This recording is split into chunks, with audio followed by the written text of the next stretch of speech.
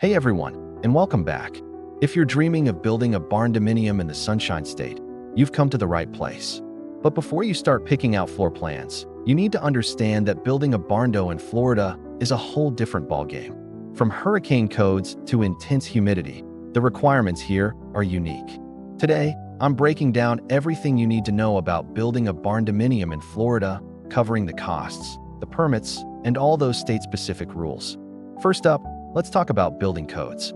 Florida's codes are some of the strictest in the entire country, and for good reason: hurricanes. Your barndominium must be built to withstand wind loads of at least 140 miles per hour in most coastal areas. This isn't a suggestion, it's the law.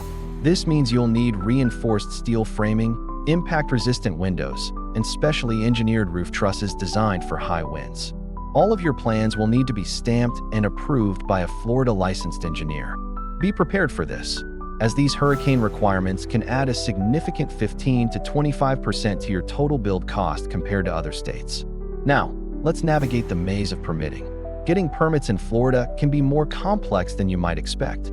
You'll need separate permits for building, electrical, plumbing, and mechanical systems, all from your local county. And because of Florida's sandy soil and high water tables, many counties will require soil testing before you can even think about pouring your foundation.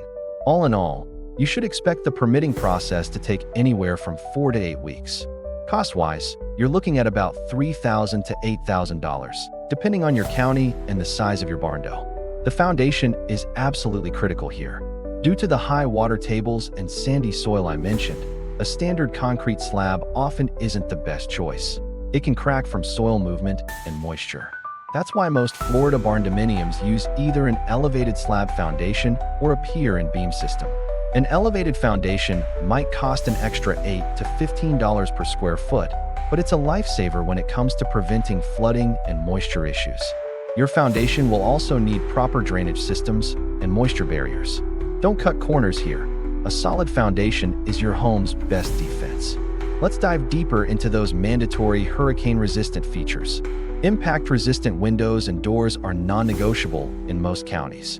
They can cost 30 to 50% more than standard options, but they're required for a reason. Your metal roof needs to be rated for high winds, with fasteners installed every 6 to 8 inches. Even your garage doors need to be reinforced or specifically hurricane-rated. These essential upgrades can add $20,000 to $40,000 to your total build cost, but they are crucial for both your safety and for getting insurance. Humidity and moisture control are another huge factor in Florida. To prevent mold and condensation, your barndominium needs top-notch insulation with a vapor barrier. Spray foam insulation is widely considered the best choice for Florida's climate, but it comes at a cost of about $6 to $9 per square foot. You'll also need a correctly sized HVAC system. The general rule is 1 ton of cooling for every 400 square feet. Budget around $12,000 to $25,000 for your HVAC, depending on the size of your home.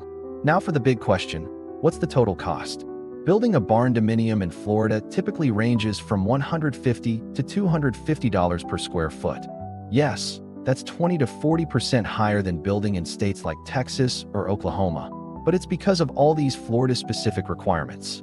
For a 1,500 square foot barndo, you're looking at a total cost between $225,000 and $375,000. For a larger home of 2,500 square feet, that range jumps to between $375,000 and $625,000. So, where's the best place to build? Counties like Polk, Marion, and some areas in the Panhandle are great options. They tend to have lower land costs and slightly less restrictive building codes, while still meeting all the necessary hurricane standards.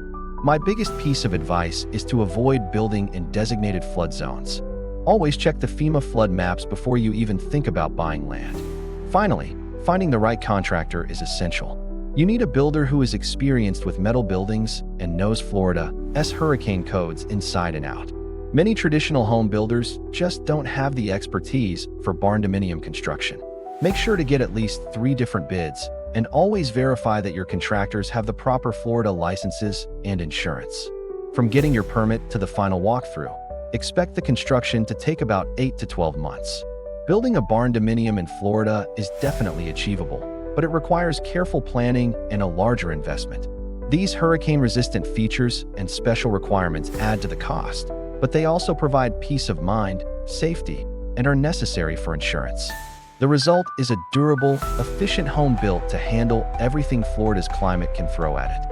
If you found this guide helpful and are planning to build in Florida, do me a favor and hit that like button and subscribe for more Barndominium content. I'd love to hear from you, so comment below which Florida county you're considering. Thanks for watching, and good luck with your Florida build.